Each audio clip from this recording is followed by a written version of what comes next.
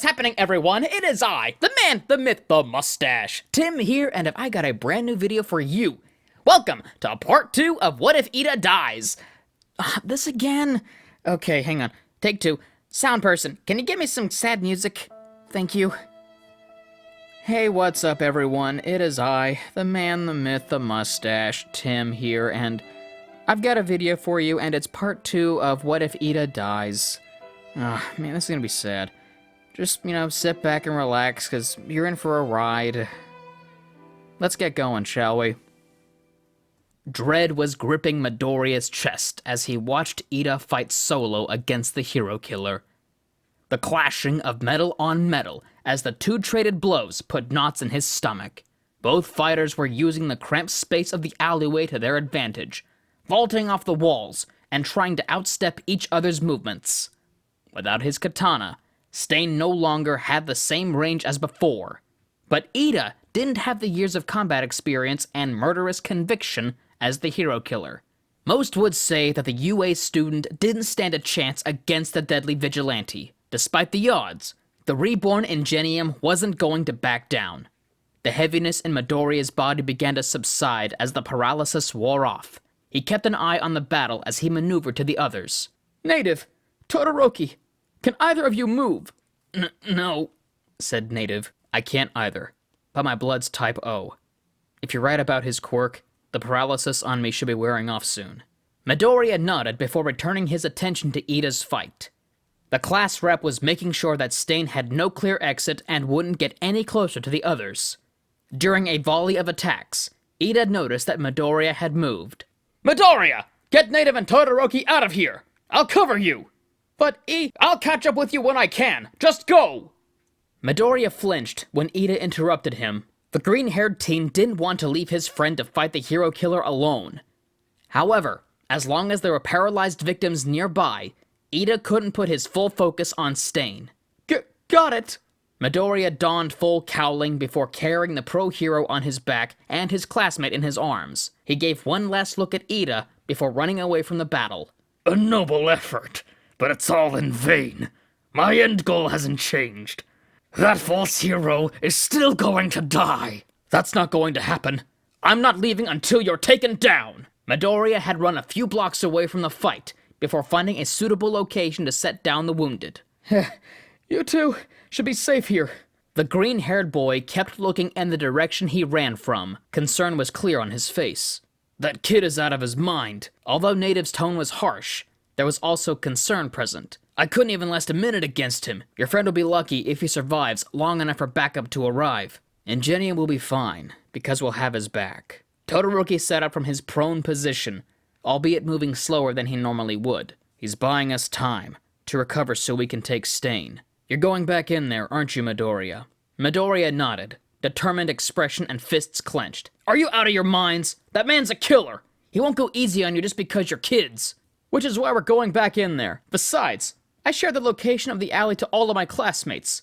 That info is bound to get to some nearby pros. It did. Todoroki's eyes met Midoriya's. I told my father where I was going, and told him to send any pros he could spare this way. The half-and-half boy turned to Native. We'd all be dead if Iida didn't step up like he did. Now it's our turn to make sure he doesn't get himself killed. The pro-hero looked at the reckless students before him, pleading with his eyes to see reason. But the high school students weren't swayed. Native sighed in defeat. There wasn't anything that he could say that would change their minds. All right, once I'm able to move, I'll join the fight. The two boys nodded, thanking the pro-hero. They started moving back down to the alley. Midoriya and Todoroki only hoped that they would be able to get back to Iida before the battle grew bloodier. Back to the conflict, Stain and Iida were still fighting. Both were sporting battle damage of varying intensities. Some of the hero killer's fingers were broken to the point where the bruising was a sickening purple-black color. Colorful bruises also formed on other parts of his body, like his arms and torso. There was a strong possibility he had more broken bones. Iida, on the other hand, had several cuts and lacerations. There wasn't a lot of blood being drawn to the surface, but the cuts were numerous. Some decorated his face, while others had gotten through the plates of his armor, which also happened to have heavy dashes along the torso and shin guards. But Iida pressed on, despite his injuries and the incredible danger he was putting himself in. The hero killer was beyond annoyed at this point. How could this wannabe hero this child be this much trouble? No matter what action Stain took, this boy was stopping them. Stain was going to have to hold his reservations about killing children. Then again, Stain was preventing the new face of Ingenium from escaping too. Iida wasn't sure how long he could keep up the fight. You could tell he was running out of energy, and there were still no signs of any pro-heroes. It was time for a Hail Mary, his last-ditch effort. Either this would work, and all would be well, or it wouldn't work. Summoning his courage and taking a breath, Iida fired his engines for a special attack. Recipro Burst! With a greater speed than he had been displaying earlier in the fight, Iida charged at Stain. A flurry of blows was aimed directly for the hero killer. The highly trained assassin didn't expect such ferocity from an opponent that looked so inexperienced and exhausted. Many of the kicks stuck true to the hero killer's body. Audible bone breaks could be heard throughout the alleyway. One last boot to the chest sent Stain flying into the wall, causing him to become winded in an instant, just as Iida's engines stalled. Stain wasn't moving. It wasn't even clear if he was breathing. Did I do it? Did I actually beat him? The young hero in training couldn't help but question his apparent victory aloud. His excitement was cut short when he felt a stabbing pain in his gut and chest. While Iida was distracted, Stain used that moment to deliver a devastating and lethal blow to the young would-be Ingenium. Iida's breath was caught in his throat. He was completely stunned. Despite the blades still piercing his body, Iida could feel the thick substance flowing over his clothes and out of his armor. The sensation made his skin crawl. It seems I missed your heart. That would have killed you instantly. You bastard! Thick globs of blood flew from Iida's mouth. Stain knew that the boy wouldn't live much longer, a few minutes at most. The hero killer tried to remove his weapons from the soon-to-be cadaver, but something stopped him. Iida gripped onto Stain's arm with the desperation of a drowning man, struggling to keep his head above the water. This won't be enough to stop me. You're going down no matter what. I won't die until everyone's safe from you. So in death, you found what being a hero really means. Such a shame. Iida could only glare at his assailant. From the corner of his eye, the class rep could see Todoroki and Midoriya. His classmates' eyes were wide, fear and shock clearly visible on their faces. After smashing his forehead into the hero killer's face and cracking his glasses in the process, Iida slammed the violent vigilante to the ground. Midoriya! Todoroki! His friends didn't need any more instructions than that. Midoriya, fueled by rage and pain, donned full cowling at 7% instead of the 5% limit he gave himself. The green-haired boy bounced off the walls as he rushed at Stain. Todoroki sprinted to Iida's side, noticing that his classmate was swaying on his feet. The half-and-half boy could detect the heavy scent of blood. Don't worry, Iida. I'll get you to safe. Not yet. I need you to freeze my engines, but leave my exhausts open. I can use my Recipro Burst again if you do this. Don't be stupid. You're too injured to keep fighting. You're lucky you're not. Todoroki couldn't bring himself to finish his sentence. Then let's make sure that I'm his last victim. Todoroki couldn't believe what Iida was saying. Perhaps the blood loss and shock were making him delirious? Either way, Todoroki agreed to go through with Iida's plan. Midoriya returned to his friends just as Todoroki finished putting ice on Iida's calves. Midoriya didn't have the time to tell Iida to sit the fight out before the class rep began giving orders. Midoriya, you and I are going to attack Stain with everything we have. Todoroki, you throw him off guard with your ice to keep him off balance. We end this tonight, together! Although concerned, Midoriya nodded with a determined expression in his eyes and a smile on his face. He and Iida began their assault on Stain, while Todoroki assisted from afar with his ice attacks.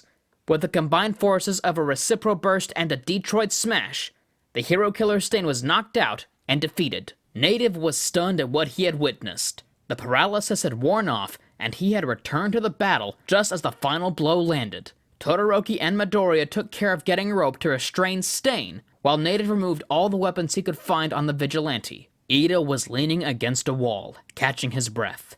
The adrenaline rush that kept him going, despite the blades in his body, was starting to wear off. Every movement and breath was painful. He also felt tired, but he was smiling as he looked at his friends a few yards away. There! That should hold him! Without his weapons, I don't see how he could get free. Todoroki was about to add to the conversation until he saw movement in the corner of his eye. Fear struck the bicolored teen as he saw Iida slouching against the wall, unmoving. Midoriya followed Todoroki's gaze, Mortified at the sight, both students ran to their class rep. Native remained with Stain. He could tell how this would go. Iida! Oh, hey. Sorry. I was just resting my eyes. Splatters of blood came from Iida's mouth. Midoriya's gaze moved to the daggers that pierced through his armor. He imagined they were causing his friend a lot of pain. As Midoriya reached for the daggers, Todoroki stopped him. Don't, Midoriya. That'll make him bleed out faster. The somber expression on the scarred teen's face put a knot in Midoriya's gut. It wasn't possible for them to get Iida medical attention, and they didn't have any first aid supplies on them. Was Iida going to... Midoriya couldn't bring himself to believe that. There had to be a way to save him. There just had to be. Tears began to roll down Midoriya's face. Isn't it like you said, Midoriya? The sobbing teen met the eyes of his dying friend. He was confused to see that Iida was smiling. Meddling in things that don't involve you is what it means to be a hero, right? Heroes also do everything within their power to save lives, even if it means the ultimate sacrifice. Todoroki was starting to tear up too as Iida spoke. He wasn't prepared for something like this. How could anyone prepare for something like this? Promise me, you two, that you won't be as reckless and foolish as I was. And tell my brother that I'm sorry for what I've done. Of course we will. Midoriya couldn't find the words between his sobs, so he simply nodded. The smile on Iida's face became more relaxed as tears rolled down his face. Good. I'm glad I got to meet you guys. Iida's eyes closed. The soft smile never quite left his face. The two UA students were waiting for their class rep to say more, but the silence remained. Midoriya grabbed Iida's shoulders and began to shake him. Hey, Iida! Wake up! Hey, Iida! Iida! Todoroki spoke up. Stop that, Midoriya! The distraught young man turned to his friend. Seeing the anger and sadness in Todoroki's eyes made Midoriya freeze. They knew what was true, but they didn't want to believe it. Tenya Iida, the new Ingenium, was dead. Thank you all for sticking around, and I hope you enjoyed the video.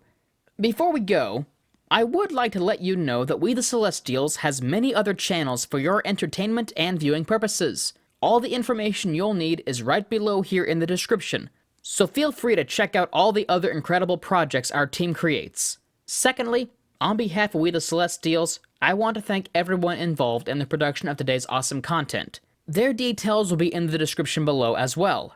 That's all for today's video, so I do hope you have a great day.